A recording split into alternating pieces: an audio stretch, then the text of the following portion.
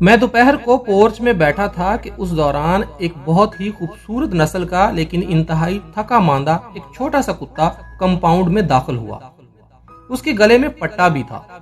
میں نے سوچا ضرور کسی اچھے گھر کا پالتو کتا ہے۔ میں نے اسے پچکارا تو وہ میرے پاس آ گیا۔ میں نے اس پر محبت سے ہاتھ پھیرا تو وہ دم ہلاتا وہیں بیٹھ گیا۔ بعد میں جب اٹھ کر اندر گیا تو وہ کتا بھی میرے پیچھے پیچھے کمرے میں چلا آیا اور کھڑکی کے پاس اپنے پاؤں پھیلا کر بیٹھا اور میرے دیکھتے دیکھتے سو گیا۔ میں نے بھی کمرے کا دروازہ بند کیا اور صوفے پر آ بیٹھا۔ تقریباً 1 گھنٹے نیند کے بعد کتا اٹھا اور دروازے کی طرف گیا۔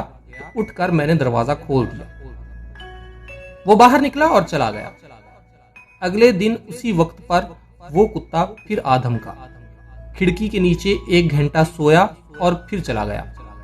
اس کے بعد وہ کتا روز آنے لگا، آتا، سوتا اور پھر چلا جاتا۔ میرے ذہن میں تجسس دن بہ دن بڑھتا ہی جا رہا تھا کہ اتنا شریف، سمجھدار اور پیار کرنے والا کتا آخر ہے کس کا اور کہاں سے آتا ہے۔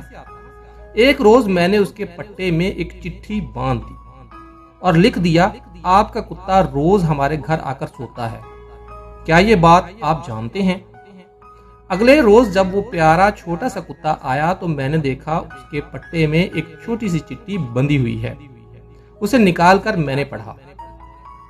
اس میں لکھا تھا، یہ بہت اچھا پالتو کتا ہے، میرے ساتھ ہی رہتا ہے، لیکن میری بیوی کی دن رات کی جھک جھک بک بک کی وجہ سے چین سے سو نہیں پاتا اور روز ہمارے گھر سے کہیں چلا جاتا ہے۔